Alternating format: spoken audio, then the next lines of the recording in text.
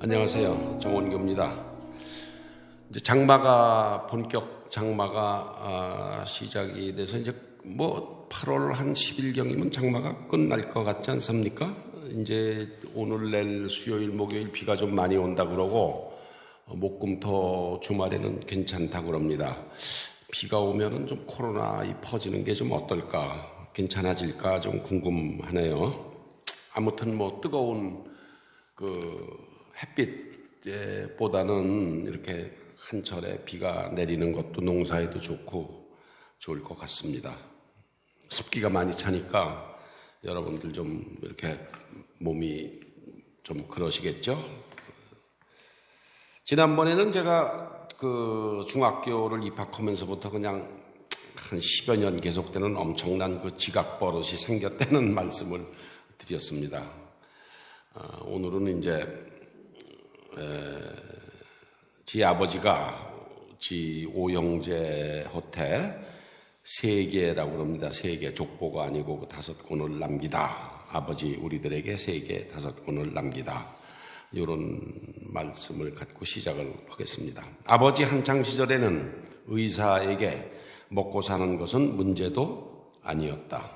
의사들에게 돈을 번다는 경영이란 말은 입에 올리기조차 쑥스러운 단어였다. 하지만 6.25 전쟁 후 세상은 뒤집혔다. 사람들은 아팠다 하면 우선 약방으로 뛰어갔고 약사들은 진단하고 처방하고 주사도 놓고 조제도 했다. 나도 청진기를 목에 걸고 있는 약사를 보며 컸다.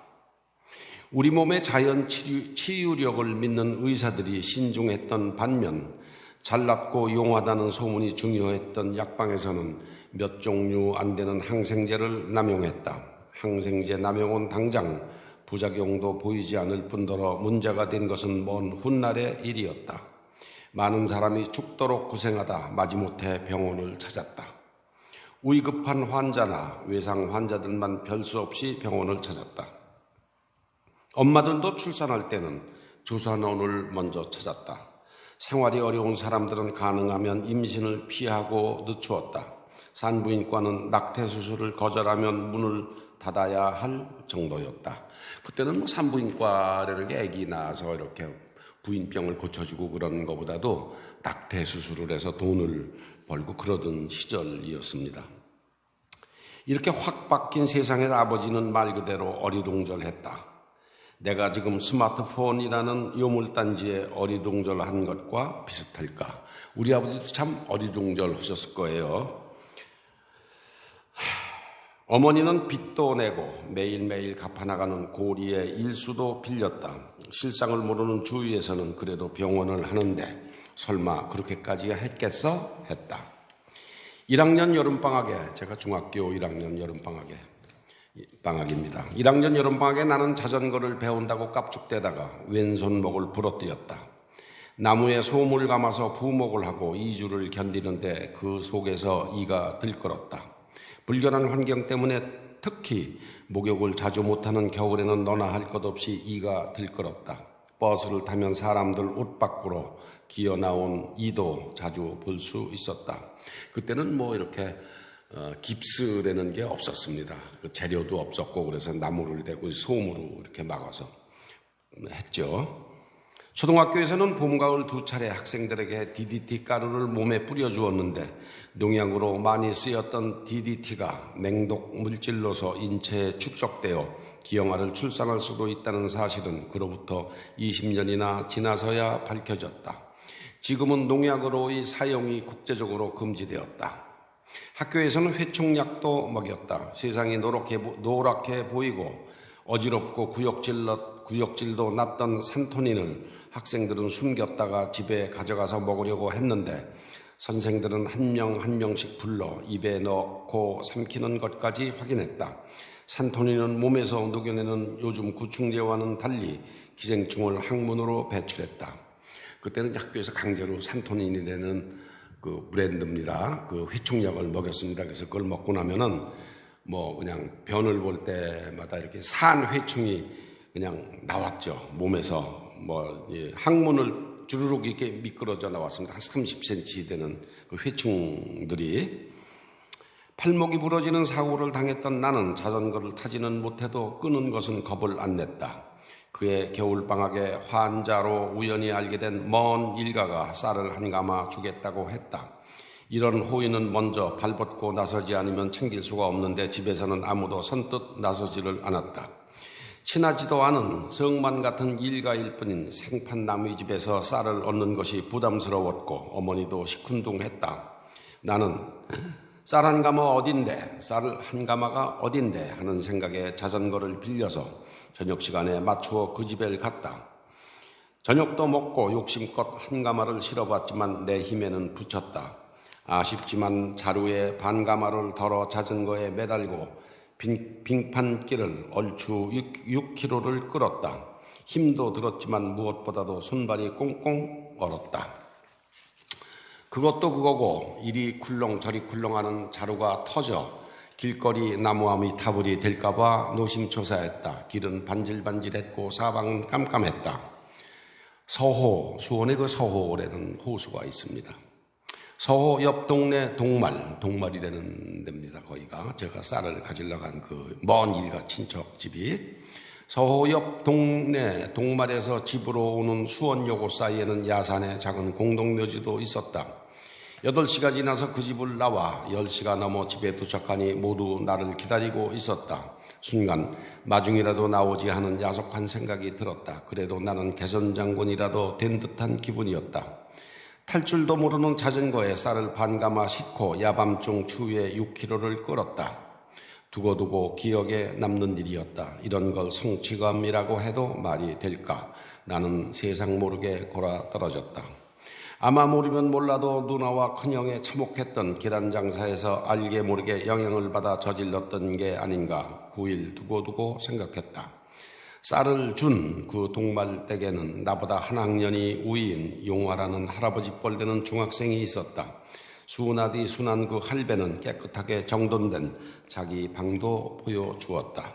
그러면서 남의 사정은 모르고 내가 서울에서 중학을 다닌다고 부러워했다. 그 할배는 서호 부근의 서둔초등학교를 나와 수원 북중에 재학 중이었다. 내가 중학을 입학하던 해 아버지는 환자가 뜸한 오후 시간을 이용해서 우리 집 세계를 쓰기 시작했다. 고급 한지도 사고, 창호지입니다. 한지. 벼루와 먹 그리고 가는 붓도 준비했다. 연일정시라면 누구나 이름을 올리는 족보는 종친회에서 만드는데 두꺼운 책 3권으로 되어 있지만 읽기도 불편하고 방대했다. 반면 세계는 우리의 직계만 기록한 책이다. 정씨의 시조인 아버지의 30대 조상 정선명 선생으로부터 시작해 20대 조상 포은 정몽주 그리고 그 아래로 고조, 증조, 정몽주 선생 그리고 10대 조상 대장공 정찬술 장군 아래로 고조, 증조, 할아버지, 아버지를 거쳐 우리 7남매에 이르기까지 일목요연하게 기록하였다. 고려 18대 왕 의종 때 생전했던 연일정씨 시조 정선명 이래 800년 30대에 걸친 계보를 3필로 적었다. 가는 붓으로 이렇게 적으셨습니다. 나는 주말과 방학 때 옆에서 먹을 갈았다. 내가 아버지 붓글씨 솜씨를 칭찬하면 아버지는 당신 글씨는 악필이라고 하면서도 흐뭇해했다. 글은 멋은 안 났지만 정갈했다. 아버지는 먼저 손바닥만하게 한지를 겹으로 접어 풀로 붙이고 이것을 쭉 이어붙여 병풍처럼 책자를 만들었다. 한 면 한 장을 인두로 지지고 다렸다. 한 권 22장 44면에 4200자씩 5권 도합 21,000자를 썼다. 책 표지는 회색 비단을 둘렀다. 마다들 몫은 금빛으로 했다. 2년에 걸친 아버지의 집중력과 꼼꼼함은 대단했다. 나는 세상 어느 아버지가 5씩이나 되는 아들 하나하나에게 이렇듯 정성이 담긴 유산을 남겼는지 듣지도 보지도 못했다. 지 아버지가 이렇게 그 아들 하나한테 그 연일정씨 시조로부터 저 헛에 이르기까지의 직계 이렇게 한 3개를 5권을 만들어서 아들 하나한테 줬습니다. 저도 하나 받아서 지금 보스턴에 살고 있는 제 아들한테 일찌감치 넘겨놨습니다. 어머니는 공부해라 소리는커녕 책만 붙들고 있으면 밥이 저절로 입에 들어오니 했지만 아버지는 영어 사전과 한자 우편 그리고 일본어 사전을 항상 옆에 두었다. 나는 아버지 책상에서 소련의 반체제 작가 보리스 파스테르나크가 쓴 닥터 지바고, 솔제니친의 이반 데니소비치의 하루, 그리고 톨스토이의 죄와 벌도 보았다. 나도 읽어본답시고 한 번씩 펼쳐보았지만 말도 어렵고 내용도 어려웠다. 하지만 5권으로 된 정비석의 삼국지는 열을 내서 2번이나 읽었다. 냉전이 극에 달한 1950년대 말 소비에트 연방, 즉 소련의 작가가 쓴 소설을 읽는다? 이것은 비록 사회주의를 비판하는 소설이었어도 이를 소지한다는 자체가 파격이었다. 후에 내가 알기로 그때 책 번역은 개판 1버전이었다. 그때 솔제니친이 쓴 소설, 또 톨스토이가 쓴 소설, 이거를 이제 일단 영어로 갔다가 이게 다시 일본어로 왔다가 그걸 한국말로 번역을 하지 않았겠습니까? 이 번역이 이제 제가 보기에도 아주 개판 1버전이었습니다. 그 번역이. 가끔 아버지의 지 아버지가 이제 유식하니까 유식에 은연중 약이 오른 어머니는 당신 친정아버지는 부령으로 시종무관을 지냈는데 시아버지는 겨우 능참봉이라고 했다. 아버지는 어머니의 이 말에 할아버지가 한 능참봉은 참봉영감하고 부르는 그런 참봉이 아니고 종팔품 녹을 받는 행여 벼슬이라고 했다. 나는 이 말 뜻을 알아듣지 못했지만 어머니는 말 끝에 당신 신혼 때는 덕능 친정에서 바리바리 실어다 먹었다는 말을 빼지 않았다.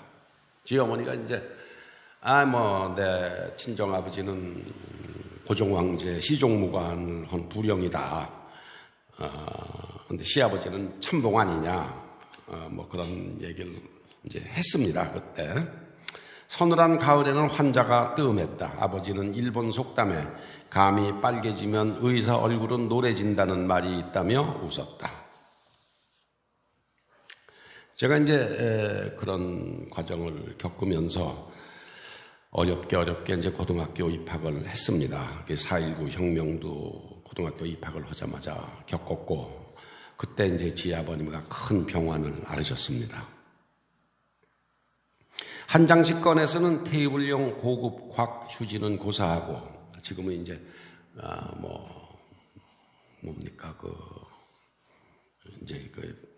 고급 휴지가 항상 있죠. 화장실용 두루마리도 없던 때, 그때는 화장실 두루마리가 없었습니다. 아버지는 몸소 신문과 마분지라는 부드러운 포장지를 네모 반듯하게 잘라 노끈에 깨어 화장실에 매달았다. 개와 고양이를 좋아했던 아버지는 개집도 몸소 뚝딱 지었다. 어머니의 결사반대에도 잡종견도 키우고 고양이도 길렀는데 개는 안주인에서 구박만 실컷 받다 광견병으로 죽고 고양이는 못 견디겠는지 가출을 했다. 지 어머니는 참 개고양이를 싫어했어요. 개가 그냥 광견병으로 죽고 고양이는 그냥 가출했습니다. 내 동생 충견은 내가 제일 만만해서 곧잘 내게 핥히고 대들었다. 내게는 고양이처럼 암상도 잘 부렸다. 이 막내를 어머니는 끔찍하게 생각했는데 솥에서 밥을 풀 때도 아버지, 큰형, 그리고 막내는 쌀 있는 쪽으로 먼저 담고 나머지는 보리와 후를 섞었다. 충교는 1학년을 마치고도 나오지도 않는 엄마 젖을 계속 빨았다. 이 녀석은 저보다 3살 아래니까 73입니까? 둘입니까? 초등학교 2학년 때까지도 엄마 젖을 빨았습니다. 엄마는 내가 만질라 치면 질거부됐다. 시은이 된 엄마 젖은 조금 처져 보였지만 젖꼭지는 여전히 빨갛고 통통했다. 나는 중학 2학년부터는 가끔 격주로 수원을 내려갈 만큼 컸다. 1학년 때는 제가 매주 내려갔는데 그다음에 2학년부터 이제 격주로 내려갔습니다. 어려운 수원집 형편은 여전했고 가롤동 큰 누나도 잊을만 하면 이웃 영자네로 피신할 일이 계속됐다. 내가 중학 2학년이던 그해 말에 누나의 시숙이 고등고시, 지금 사법시험입니다. 고등고시에 합격하고 바로 6개월의 검사 시보를 시작했다. 고등고시 합격하면은 이제 검사 시보를 6개월 한 다음에 이제 검사가 됐습니다. 그 양반은 고시 공부를 위해 몇 년째 새벽이면 을지로 입구의 국립중앙도서관으로 출근한다는 이야기를 들은 것 같았는데 하루아침에 당시에는 난다긴다 하는 검사보가 된 것이다. 이분이 시보가 되고 며칠 후 귀가 도중 길에서 시계를 날치기 당했는데 구역 담당 형사가 소매치기들로부터 시계를 잔뜩 긁어 모아 집으로 가져와서 어떤 겁니까? 했다는 에피소드를 들었다. 이 양반이 이제 그렇게 어렵게 고시 공부를 몇 년 하다가 하루아침에 고등고시가 되니까 술을 먹고 집에 오다가 소매치기를 당했어요, 시계를. 그러니까 이제 그 용산경찰서의 그 담당 형사가 소매치기를 다 불러서 야, 이놈들 며칠 사이에 니네들이 소매치기 시계 다 가져와. 그래서 몇십 개를 이렇게 큰 좌판에다 담아가지고 왔습니다. 그래서 영감님 시계가 어떤 겁니까? 이제 그런 일이 있었습니다. 당시 실상은 지갑을 소매치기 당하고 손목시계를 날치기 당하는 것은 일도 아니었다. 하지만 요즘같이 아닌 밤중에 뒤통수를 벽돌로 때리고 주머니를 터는 흉악범은 없었다. 더구나 칼로 수십 차례를 찌르고 그것도 모자라 비늘로 둘둘 말아 집에 숨긴다는 것은 상상할 수도 없었다. 지금은 참 흉악범이 많습니다. 좀도둑도 많아서 하다못해 마당에 널린 빨래도 훌렁 걷어갔다. 나도 아침에 10,000원 버스에 매달렸는데 뒷주머니에 지갑을 꺼내는 것을 알았지만 속수무책이었다. 중학생 지갑에 돈이 있으면 얼마나 있었을까마는 세상이 그만큼 각박했다. 출근길 10,000원 버스에는 사람이 매질 만큼 타고도 문 밖으로 선옷이 매달렸는데 운전기사가 속도를 내며 차를 바깥쪽으로 크게 회전시켜서 승객이 안으로 쏠리는 틈을 타 차장이 문을 닫았다. 무척 위험했지만 이런 일이 일상이 돼서 아무 느낌도 없었고 또 경찰도 단속을 안 했다. 장남이었던 누나의 시숙이 후암동에서 청량리 홍릉으로 이사를 가면서 부모를 모셔갔다. 5년에 걸친 큰 누나의 시부모 모시기도 여기서 일단은 끝이 났다. 내 매형도 집을 홍릉으로 옮기고 그곳에 10평 남짓의 간의 수공업 공장을 차렸다. 브라스라는 게 이제 BRAS에서 노쇠를 브라스라고 그러죠. 브라스와 은으로 브로치와 팔찌, 귀걸이, 목걸이 등 수출용 장신구를 생산했다. 실톱으로 잘라내고 다듬고 용접하고 과학내고 마지막으로 색이 변하지 않도록 화학 처리도 했다. 직원 2~3수로 시작한 공장은 순식간에 7명으로 불어났다. 2차 대전 후 미국 경제가 폭발적으로 성장하면서 전량 미국으로 수출하는 내부의 비즈니스도 탄력을 받았다. 지방에서 올라온 젊은 남자 직원들은 모두 집에서 숙식을 해결했다. 그때 이제 미국이 2차 대전이 끝나고 막 소비가 불같이 일어날 때입니다. 그때 한국에서 제일 먼저 수출한 게 이제 브로치, 팔찌 이런 걸 이제 수출을 했습니다. 미국의 그 멋진 선남 선녀들이 그때 사서 쓰던 팔찌, 외국에서 수입한 팔찌 그런 게 다 한국에서 수출을 했습니다. 일본, 한국. 수원 외거에서 몇 년을 자란 내 큰조카 영애도 홍릉 부모에게로 왔다. 가롤동을 떠날 때 태어난 셋째 상렬이까지 애 셋을 키우랴. 직원까지 합해 어른 10여 명 넘는 대가족 밥을 해대랴. 내 큰 누나는 눈코 뜰 새 없이 바빴다.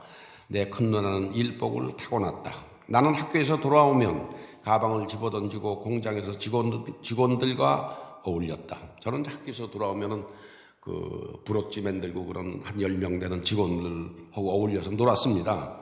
보는 것도 재미있고 일도 없는 재미도 있었다. 학교는 직원들 눈에 안 띄게 조용조용히 다녔다. 직원들이 전부 다 있고 그런데 제가 학교 간답시고 그냥 가방 메고 폼나게 다닐 수가 없죠. 미안하죠. 그래서 이제 학교는 정말 참 살짝 고양이 새끼처럼 살짝 나갔다 살짝 들어오고 그랬습니다. 씀씀이가 넉넉해진 내 큰 누나는 교통비랑 또 가외돈도 잘 챙겨주었다. 물건 출하가 급해지면 환하게 불을 켜고 날밤을 새우기도 했고 공장이 한가해지면 매부와 누나의 표정도 변했다. 사람들도 들어왔다 나갔다를 반복했다. 나는 사업이란 게 이런 거로구나 하는 사정을 어렴풋이 눈치챘다. 1959년 내가 중학교 3학년 때였다. 내가 수원집에 내려가는 것도 뜸했다. 여름방학 전 겨우 한 번만 들렀다. 가롤동 붙어있던 영순이 누나가 나가고 금옥이란 여자아이가 들어왔다. 식모입니다. 지금 가사도우미라고 하지만 금옥이는 나보다 2살이 우였는데 아주 다부졌다. 나에게 잘 웃고 싹싹했던 금옥이에게 나는 괜히 퉁도 부리고 무뚝뚝했다. 길을 가다가 별것 아닌 일을 생각하고 실없이 웃기도 했던 나는 아마 사춘기가 막 시작될 때였나 보다. 그때는 이제 중3입니다. 그러니까 뭐 무슨 이상한 거 상상하고 시구 그랬어요. 중학교 3학년 때. 그게 사춘기였었죠. 금옥에게 철없이 내까지 게 뭘 그랬던 것 같다. 상대가 상처받을지를 전혀 생각지 못했다. 그러니까 큰 누나네 식모사는 저보다 2살 위 여자애를 제가 그때 참 무시했던 것 같습니다. 큰 누나는 영순이 누나나 금옥에게 한 번도 경우 없는 소리를 하지 않았다. 신경질 한 번 내는 모습을 나는 본 적이 없다. 머리 좋은 누나는 일생 집안일 봐주는 사람을 구하는데 애를 먹거나 또 잘못 만나서 속 썩는 일은 없었다. 공장에서 일하는 직원 가운데 나보다 나이가 4이나 많고 마음씨도 습습한 청주사람 박윤규를 나는 무척 좋아했다. 윤규 형은 사람도 그럴 수 없이 좋았지만 두림성도 있고 손재주도 뛰어났다. 담배는 거니와 술도 한 잔 입에 못 대는 윤규 형은 집 안팎에 손볼 곳은 물론 공장장 노릇도 톡톡히 했다. 나처럼 영화를 좋아했던 형은 한 달에 한 번은 나와 같이 청량리의 금성극장 아니면 오스카 극장을 찾았다. 여전히 전통 서부 영화와 마카로니 웨스턴이 우리의 단골 메뉴였다. 중학 3학년이 되어서도 내게 공부는 여전히 뒷전이었다. 누나는 여전히 넌 숙제도 없니? 소리도 안 했다. 가롤동에서 했던 2년 동안의 내 지각은 고단수 아마추어였다. 제가 이제 참 지각을 엄청 많이 했습니다. 홍릉에서는 아주 고질병이 되었다. 우선 홍릉에서 종로이가까지 버스길이 전보다 엄청 길어졌다. 게다가 나는 누가 시키지도 않는데 툭하면 공장 야근 일에 끼어들어 같이 웃고 일하는 재미에 늦잠을 잤다. 상업을 가르쳤던 3학년 내 담임은 월요일 지각에 손바닥을 때리고 일주일 동안 변소 청소 당번을 시켰다. 제가 이제 지각을 하면 월요일날 종례 시간에 담임이 들어와서 정령일이 나와 그래가지고 손바닥 떼 그래가지고 이렇게 이제 손바닥을 제가 3번 맞고 이제 변소 청소를 시작을 합니다. 하지만 그 후 연 3일 지각이 계속되면 목요일 종례에는 꼭 목금토를 사면했다. 그래도 뭐 이제 줄기차게 월요일날 지각하고 화, 수, 목 이렇게 계속 지각을 하니까 그냥 야 금토는 빼 하지마 뭐 그런 사면을 받았습니다. 변소 청소는 매일 한 반에서 한 명을 차출했다. 남들은 석 달에 한 번 할까 말까 하는 변소 청소를 나는 일주일에 최소한 3번을 했다. 다른 반 아이들이 너는 왜 매일 청소를 하러 나오느냐고 궁금해할 정도였다. 사실 쭈그리고 앉아서 일을 보던 좌식 변소 청소라는 게 냄새가 지독해서 그렇지 별거 아니었다. 뒤에 달라붙은 덩어리, 똥덩어리입니다. 이게 이제 그렇잖아요. 왜 이제 젊은 애들이 그냥 후닥닥 들어가서 바지 내리고 변 보고 그냥 적당히 뒤 닦고 나오고 그러다 보면 항상 이제 그 뒤에 똥덩어리가 이렇게 있죠. 뒤에 달라붙은 똥덩어리를 밑으로 밀어 떨어뜨리고 물을 쫙쫙 끼얹으며 빗질 한 번 하면 끝이었다. 바켓으로 물기로 오기가 귀찮아서 그렇지 여럿이서 8칸 하는데 몇 분 안 걸렸다. 그렇다고 며칠에 한 번 돌아오는 교실 청소가 면제되는 것은 물론 아니었다. 뭐 교실 청소는 이제 교실 청소대로 했습니다. 제가 지각은 많이 했어도 수업 시간에는 불려나가서 야단 맞지 않으려고 졸거나 딴짓을 안 했던 덕에 420명 졸업생 중 300명이 들어가는 모교로 진학했다. 사실 난 같은 학교 고등학교로 가는데 시험을 보나 할 정도로 속이 없었다. 그때 제가 중앙중학을 420명이 졸업을 했다고 그럽니다. 나중에 보니까 300명이 들어가서 이제 120명이 못 들어가고 다른 학교로 갔는데, 제가 이제 그 300명에 끼었어요. 근데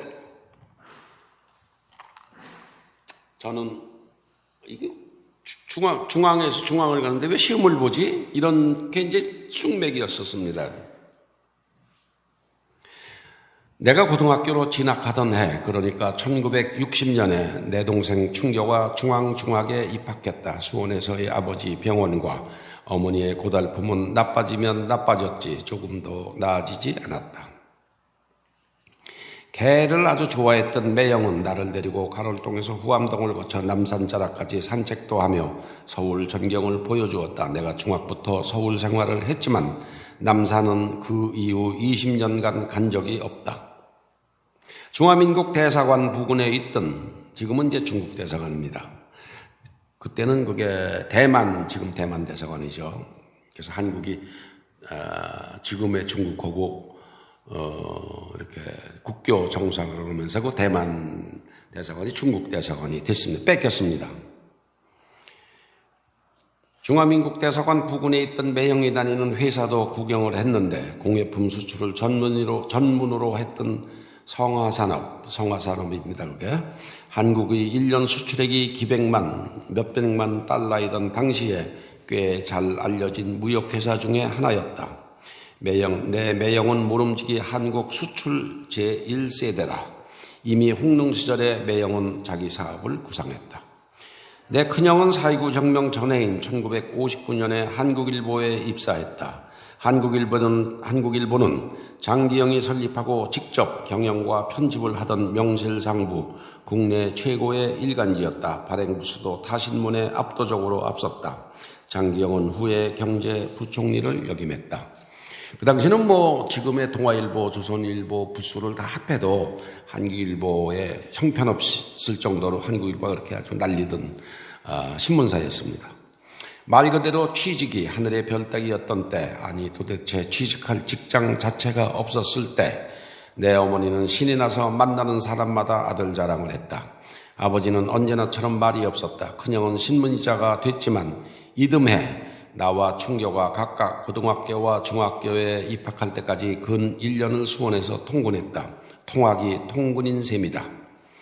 직장을 수원에서 출근한다. 그것도 보통의 직장이 아닌 분초를 다투는 사건을 취재하는 신문기자가 큰형과 나 그리고 막내는 새학기에 맞추어 홍릉 누나 작은 집에서 가까운 곳에 2층 다다미방 하나를 세 들고 자취를 시작했다. 마당 한편에 있는 2평짜리 헛간에서 풍로에 숯불을 피워 겨우 밥과 콩나물국을 끓였다. 그때 이제 풍로라는 게 있었습니다. 이게 진흙으로 이렇게 만들어서 숯을 떼서 하는 거죠. 풍로라고 합니다. 저녁을 넉넉하게 해서 바쁜 아침에는 국만 뜨겁게 데워서 먹었다. 김치와 밑반찬은 이웃의 큰 누나가 됐다. 수습이 같지는 사회부 초년생인 내 큰형은 야근한 날이 많았다.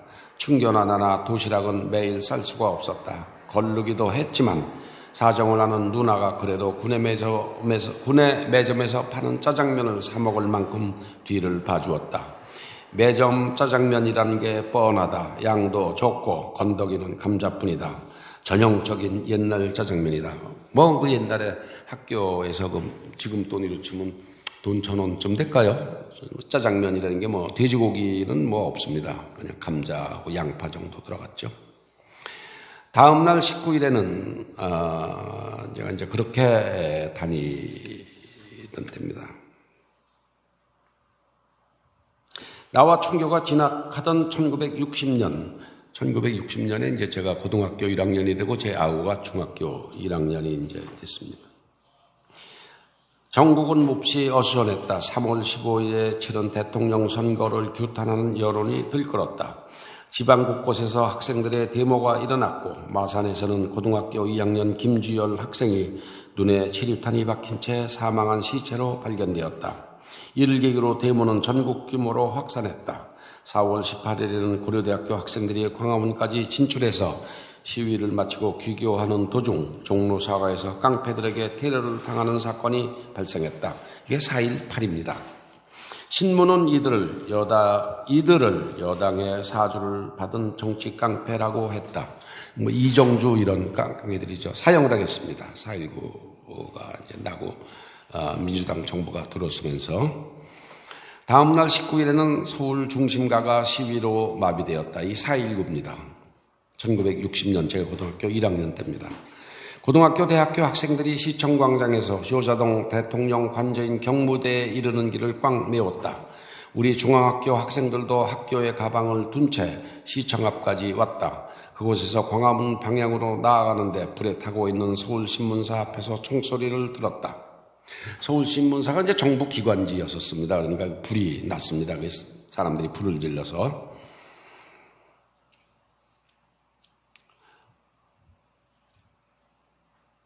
중앙청 방향에서 총소리가 들렸다. 사람들이 시청 쪽으로 우르르 밀렸다. 나는 학교로 되돌아갈 생각에 을지로 방향으로 들어섰는데 덕수궁 돌담 북쪽 코너에 있는 파출소에서 프라자 호텔 방향으로 경찰 몇 명이 사격하는 모습을 보았다.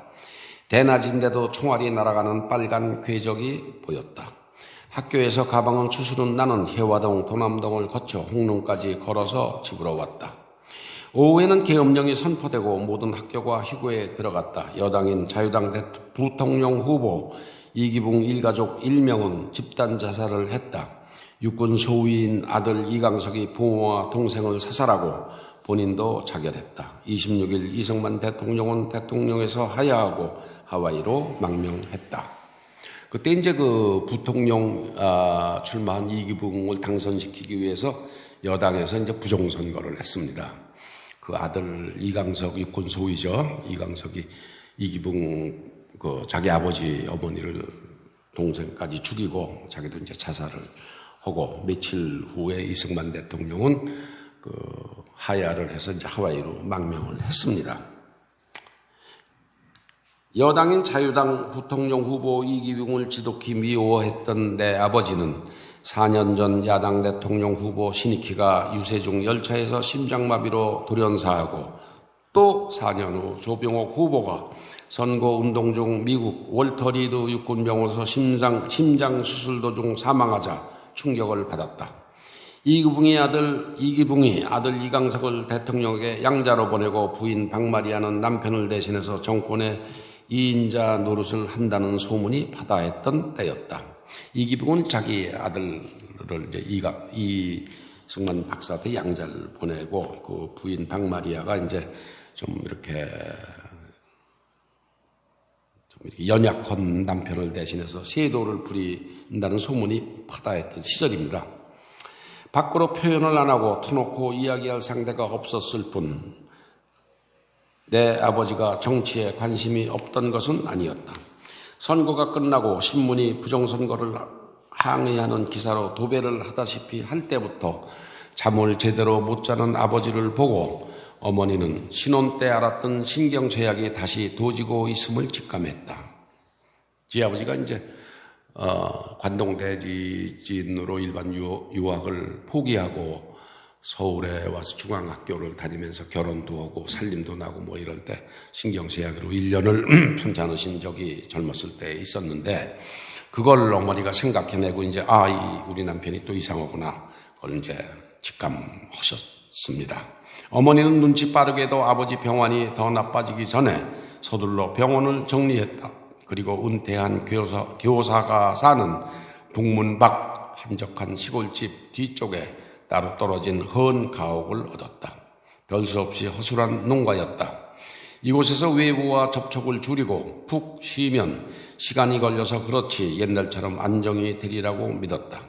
하지만 그 사이 4.19가 나고 이기붕이 죽고 이승만이 망명하는 등 상황이 급변하면서 아버지 증세는 호전될 기미가 안 보였다. 나는 휴교를 이용해 혼자 수원으로 내려왔다. 그리고 아버지와 꼭 붙어서 며칠을 지냈다. 그때 4.19 때문에 학교가 쉬니까 제가 이제 내려와서 아버지 옆에 꼭 붙어서 좀 정신병 많이 도지고 있는 아버지 꼭 붙어서 지냈습니다. 농고 축산과에 다니는 내 바로 위 윤교영 졸업반으로 현장 실습도 다니고 친구들과 어울리며 학생 딱지를 떼고 어른이 되느라고 바빴다. 말수적은 둘째 형은 고등학교 졸업 후 2회를 연속 육사와 공사, 육군사관학교와 공군사관학교입니다. 응시했으나 신체검사에 실패하고 곧 있을 군에 입대를 기다리고 있었다. 그래서 이제 둘째 형, 셋째 형이 그러니까 제가 이제 고등학교 1학년이니까 아버지를 이제 꼭 붙어서 며칠을 지냈습니다. 어머니는 옛날 신혼 초에 겪어봤던 일이라 크게 걱정을 안 했다. 아버지와 나는 찬압에 점심을 담아 광교 저수지로 낚시도 갔다. 내가 보기에 아버지 말씀은 산만했다. 무엇보다도 잠을 적게 잤다. 내가 할 수 있는 일이 없었다. 서울로 돌아온 지 2, 3일 후에 어머니로부터 연락이 왔다. 아버지 증세가 급작스레 나빠져 가까운 파출소에 억류되어 있다고 했다. 정신병이 이제 도진 겁니다. 밖으로 제 아버님이. 내 큰형이 곧 수원으로 내려가 안양의 병원으로 아버지를 모셨다. 나도 뒤따라 내려가 어머니와 함께 병원에 따라갔다. 그리고 곧장 홍릉으로 어머니를 모셨다. 낙교형도 홍릉으로 왔다가 2달 후에 군에 입대했다. 윤교영은 친구 집에서 몇 달 신세를 지며 고등학교를 졸업하겠다고 했다. 우리는 홍릉에 남아있는 2층 빈방 하나를 더 빌렸다. 폭풍이 쓸고 간 듯 어수선했던 몇 달간의 혼돈이 어머니의 침착함과 큰 누나 큰형의 발빠른 대처로 진정되었다. 어설펐던 6달 동안의 내 자취는 끝났지만 어머니가 궁색하게도 2층 3방을 오르내리게 되었다. 2분 연세 55대였다. 우리는 까맣게 모르고 있었지만 23 작은 누나는 어머니가 병원을 닫고 이사를 준비할 때 말없이 집을 나가서 강원도 횡성에서 장차 부군이 될 사람을 만나 새 살림을 준비 중이었다.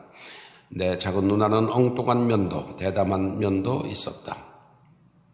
홍릉 자취집 주인 아주머니는 50 중반의 중증 알코올 중독자였다. 오전에 반짝 1시간 빼고는 종일 혀가 꼬부라졌다. 주인 아주머니는 짙은 화장을 한 말만한 딸과 매일 한 차례 동네가 시끄럽게 싸웠다. 아주머니는 우리와는 말을 안 섞었는데 준수한 내 형만 마주치면 어쩔 줄 몰라 했다. 그 딸은 2층을 오르내리는 계단 아래 자기 방에서 상반신을 홀라당 드러내고 잠을 잤다. 나는 이 여자에게 형이 관심을 가질까봐 괜한 걱정도 했다. 연시성 가진 정치한다는 사람이 잠깐 들리기도 했는데 짐작컨대 이 아주머니는 요정을 하다 은퇴한 것으로 보였다. 이제 삼형제가 그 자취를 하던 그 집주인 아주머니가 50 중반인데 술꾼입니다. 근데 예쁘게 생겼어요. 50 중반인데 그 딸이 또 아주 덩치가 크고 막 글래머입니다. 근데 처녀 젖가슴을 저도 훔쳐봤습니다. 이렇게 홀라당 드러내고 이제 보라고 일부러 말하자면 제 큰형을 꼬신 것 같아요. 이제 그때 어린 마음에 제가 걱정을 했습니다. 아유, 저 여자한테 우리 형이 홀라당 빠져서 저 여자가 내 형수가 되면 어떡하지? 그런 걱정을 했습니다. 아버지가 태어나기까지 2달, 그리고 답심리에 병원을 열기까지 또 1달을 어머니는 이 아주머니와 한마디 말도 섞지 않은 채 지냈다. 어머니가 이렇게 쌀쌀맞게 사람 대하는 줄을 나는 몰랐다. 어머니에게는 주문진에서의 젊었던 시절에 아버지가 친척 형제들 꼬임에 빠져 기생집에서 어울릴 때 현장을 급습해서 훌러덩 뒤집어 놓았던 전력이 있었다. 내가 본 아버지는 정말 한 번도 술집에 발길을 안 했다. 지 어머니가 이제 옛날 젊었을 때 주문진에서 우리 아버지 6천, 8천 형제들하고 이렇게 그렇지 않겠어요? 자기 형님이 병원장이니까 꼬셔서 이제 기생집에서 술을 시컷 먹어야 이제 돈도 내주고 그럴 거 아닙니까? 그러는데 지 어머니가 그걸 습격해서 그냥 그 기생집을 홀라당 뒤집어 놓은 적이 한 번 있었답니다. 그 후로 아버지가 기생집을 못 가셨다 그러는데 저는 한 번도 그 술집에 가서 술을 마시는 모습을 뵌 적이 없습니다. 우리 어머니가 좀 극성이시죠. 감사합니다.